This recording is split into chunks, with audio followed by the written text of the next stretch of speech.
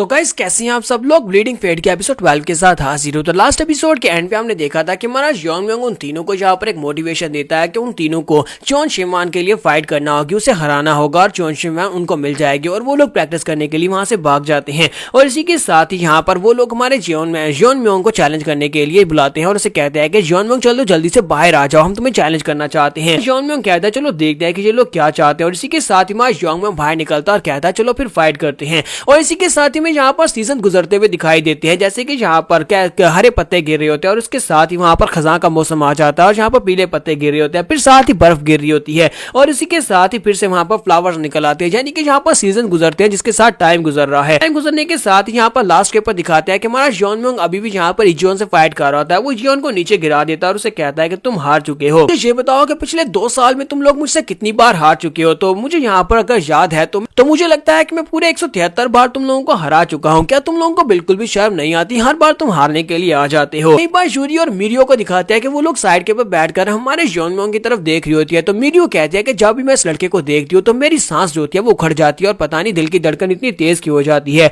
जबकि यूरी उसे कहती है कि मैं जब भी इसे देखती हूँ तो मेरा गिव अप करने का मन करता है, यानी कि जब भी इसके साथ फाइट करती हूँ तो मैं वहीं पर गिव अप कर देती हूँ, मैं इसे जीतना ही नहीं चाहती। मुझे तो बस जब भी इसके चेहरे को देखती हूँ तो मुझे बहुत सा खुशी होती है, फिर चाहे यहाँ पर कोई कंपटीशन हो या फिर डेली लाइफ हो, जब भी मैं इसे देखती हूँ तो मेरे चेहरे के ऊपर एक मुस्कुराहट आ जाती है। तो मिरियो शर्माते हुए उसे कहती है कि ये बात तो काफी ज्यादा इंटरेस्टिंग है, तुम यहाँ पर किस तरह की बातें कर रही हो। और इसी के साथ ही हमारा योंगम्योंग अपना हाथ आगे बढ़ाता है, इजियोन से कहता है कि चलो जल्दी से उठ जाओ और उसे कहता है कि उठकर खड़े हो जाओ। क्या तुम यहाँ पर फैमिली के फ्यूचर हेड के साथ हाथ मिलाना चाहोगे, क्योंकि बहुत ही जल्दी मैं यहाँ पर फैमिली लीडर बनने वाला हूँ। तो इजियोन उसे कहता है कि अभी तक तुम बाकी की टीम कैप्टन से मिले भी नहीं हो, क्योंकि जब यहाँ पर मैच स्टार्ट होगा तभी तो पता चलेगा कि बाकी की टीम मेंबर्स कहाँ तक पहुंच चुके हैं और किस लेवल तक पहुंच चुके हैं। लेकिन इसके बावजूद मैं ये सोच भी नहीं सकता कि तुम यहाँ पर हारो। मैं चाहता हूँ कि तुम ही हमारी फैमिली के नए लीडर बनो। इसके साथ ही कैप्टन वूनजिन वहां पर आते हैं और उनसे कहते हैं कि अब जब के पूरे 1 साल तक तुम सभी लोग यहाँ पर एक दूसरे को चैलेंज करते रहे और तुम सभी लोग एक बार भी यहाँ पर योंगम्योंग को हरा नहीं पाए, तो फिर नंबर 28 यहाँ पर ऑफिशियली तुम्हारा टीम कैप्टन सिलेक्ट किया जाता है। क्या तुम में से किसी को इस बात से कोई एतराज है? लगता नहीं है किसी को एतराज होगा। फिर साथ ही उनसे कहता है तो कल फाइनली यहाँ पर ऑफिशियली तुम्हारी टीम बैटल स्टार्ट होने वाली है, जहाँ पर कैप्टन सोलो फाइट करेंगे। कैप्टन को वहां पर एक जगह के ऊपर छोड़ दिया जाएगा जहाँ पर गू पॉइजन मैच होने वाला है। जो सबसे एंड के पास जिंदा बचेगा वही क्लैन का नया यंग पैट्रियार्च बनेगा। तो कैप्टन वूनजिन उन सभी लोगों से कहता है कि तुम सभी लोगों की टीम यहाँ पर सबसे बेस्ट रही है। टीम 7 में से कोई भी फॉरफिट करके नहीं गया और ना ही यहाँ पर कोई डेथ का केस रिकॉर्ड हुआ है, जबकि बाकी की सभी टीम में से बहुत सारे टीम मेंबर्स मारे गए, जबकि उनमें से कुछ लोगों ने फॉरफिट कर गया और लोग वापस घर अपने चले गए। इस बात से बहुत ज्यादा खुश हूँ। मुझे लगता है कि टीम 7 के जितना यहाँ पर किसी ने भी और ज्यादा प्रैक्टिस नहीं की और कोई भी इतनी अच्छी तरीके से ग्रो नहीं कर पाया। बाकी के सभी लोगों में काफी ज्यादा लैकिंग्स हैं, तुम सभी लोग परफेक्टली आगे बढ़े हो। मुझे इस बात की बहुत ज्यादा खुशी और तुम सभी लोगों को भी एक दूसरे के साथ प्राउड फील करना चाहिए कि तुम सभी लोग एक दूसरे के साथ मिलकर यहाँ पर अपने आप को स्ट्रॉन्ग बना पाए हो। साथ ही कैप्टन वूनजिन कहते हैं कि लड़के अब मैं यहाँ पर फाइनली तुम्हें वार्निंग देना चाहता हूँ, क्योंकि अब यहाँ पर सोलो बैटल स्टार्ट होने वाली है जहाँ पर सिर्फ कैप्टन होंगे। तुम्हें एक बात बता दूं कि तुम वहाँ पर 10 पॉइजन में से किसी एक पॉइजन को भी यूज नहीं कर सकते, क्योंकि वो प्रोहिबिटेड है। फैमिली के 10 पॉइजन को यूज करना अलाउड नहीं है, लेकिन बाकी के सभी पॉइजन को तुम वहाँ पर यूज कर सकते हो या फिर किसी भी टॉक्सिक मटेरियल को यूज कर सकते हो। सोलो बैटल या गू पॉइजन मैच, इसका मकसद ही यहाँ पर यह है कि तुम लोग अपनी फुल एबिलिटीज को यूज करो, अपने ओपोनेंट को मार डालो, क्योंकि वहां पर ओपोनेंट के ऊपर तरस दिखाना ऐसे ही है जैसे कि खुद बिल्ली के सामने जाकर आंखें बंद कर लेना। नंबर 28, तुम्हें एक किलिंग मशीन बनना होगा। तुम्हारे सामने टैंक फैमिली से कोई भी दूसरा कैप्टन आ जाए उसे मार डालना। तो नेक्स्ट सीन हमें अगले दिन का दिखाया जाता है, जब यहाँ पर हमारा योंगम्योंग सोलो बैटल के लिए निकलने वाला है। तो उससे पहले इजियोन उसके लिए पॉइजन्स का बॉक्स लेकर आता है और कहता है कि जिन पॉइजन्स को बनाने का तुमने कहा था मैंने वो डेडली पॉइजन्स तुम्हारे लिए बना दिए हैं, लेकिन इनको अपना खाना समझकर निगल मत जाना, बल्कि इन्हें दूसरों के ऊपर यूज करना। ये पॉइजन्स बहुत संभाल कर रखना, क्योंकि ये बहुत ज्यादा डेडली है। एक छोटा सा कतरा भी किसी की जान ले सकता है। इसी के साथ ही वो उसे पॉइजन्स की डिटेल बताने लगता है। तो हमारा योंगम्योंग से कहता है अच्छा ठीक है बस करो, मुझे यहाँ पर डिटेल्स नहीं चाहिए। तो इजियोन उसे कहता है वैसे मैं यहाँ पर तुम्हारे बारे में बिल्कुल परेशान नहीं हूँ, क्योंकि मुझे पता है कि तुम ही हमारी फैमिली के लीडर बनकर बाहर निकलोगे और तुम ही यहाँ पर सोलो मैच को जीतने वाले हो। हम लोग यहाँ पर चाहते हैं कि तुम जीत कर आओ। और साथ ही वो अपने पंच को सामने करता है ताकि उसके साथ वहां पर पंच टकरा सके। तो हमारा योंगम्योंग उसका हाथ पकड़ता है और उसे कहता है हाँ क्यों नहीं, और उसका हाथ पकड़कर साथ ही अपनी नाक पर मुक्का दे मारता है और उसका नाक से खून बहना शुरू हो जाता है। तुम्हारा योंग म्योंग उसे कहता है कि देखो, मैं यहाँ पर तुमसे वादा करता हूँ कि ये जो चोट तुमने मुझे दी है, ये चोट आखिरी चोट है और इस कंपटीशन के दौरान मैं किसी एक को भी अपने आप को जख्मी भी नहीं करने दूंगा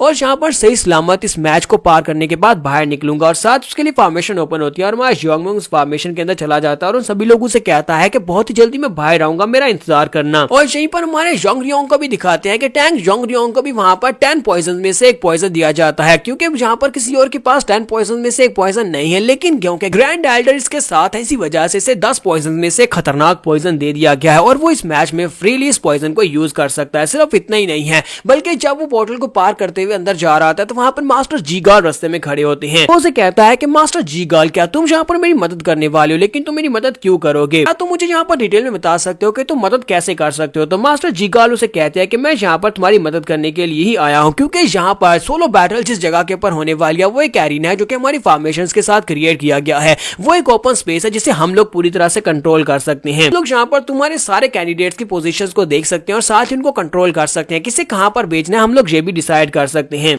तो योंग रियोंग उसे कहता है कि मुझे ये बताओ कि तुम यहाँ पर मेरी मदद क्यों करोगे, क्या यहाँ पर तुम्हें कुछ स्पेसिफिक चाहिए, क्या तुम मुझसे कुछ चाहते हो? तो मास्टर जी गाल उसे कहते हैं कि अगर मैं तुम्हें यहाँ पर सच बताऊं तो हमारी फैमिली इस वक्त बहुत ही बुरी हालत में है। हमारी फैमिली को दोबारा से रिवाइव करवाने के लिए यहाँ पर तुम्हारी टैंग फैमिली की मदद चाहिए होगी और जब तक टैंग फैमिली का नया पैट्रियार्च हमारे साथ नहीं होगा तो तब तक हम लोग अपनी फैमिली को रीबिल्ड नहीं करवा सकते। तो योंग रियोंग से कहता है कि अगर तुम यहाँ पर मुझे ये ओपनली बता रहे हो कि तुम अपनी फैमिली को रीबिल्ड करने के लिए हमारे कंपटीशन के साथ छेड़छाड़ कर रहे हो, तो तुम्हें नहीं लगता कि अगर मैं ये बात एल्डर्स को बता दूं तो उसके बाद जीगाल फैमिली के बचे कुछ मेंबर्स का क्या होगा? कहता है कि इसी वजह से तो मैं यहाँ पर तुम्हारे साथ समझौता करने के लिए आया हूँ, मैं तुम्हारे साथ हाथ मिलाना चाहता हूँ, जिसके लिए भरोसा करना बहुत ज्यादा जरूरी है। तो तुम बताओ कि तुम्हें हमसे क्या चाहिए? तो योंग रियोंग से कहता है कि मुझे यहाँ पर सिर्फ और सिर्फ एक बंदा चाहिए, मुझे नंबर 28 यानी कि योंग म्योंग चाहिए। क्या तुम मुझे वो दे सकते हो? मैंने पिछले 3 साल से यहाँ पर जो दर्द सहा है, मेरे चेहरे को लेकर लोग मेरे चेहरे को लेकर मेरा मजाक उड़ा रहे थे और इस दर्द को जो मैंने सहाया, ये सारे का सारा दर्द मैं उसे वापस दूंगा। यहीं पर हमें बाकी के सभी कैप्टन के बारे में बताया जाता है। टीम 1 से यहाँ पर कैप्टन होता है, उसका नाम टैंग न्योंग न्योंग होता है। टीम 2 से जो कैप्टन होता है उसका नाम जोंग नील होता है। साथ ही में टीम 3 के कैप्टन को दिखाते हैं। टीम 3 का कैप्टन जिसका नाम टैंग गांजा आता है। तो टैंग गांजा यहाँ पर सबसे ज्यादा खतरनाक है, क्योंकि उसने यहाँ पर इस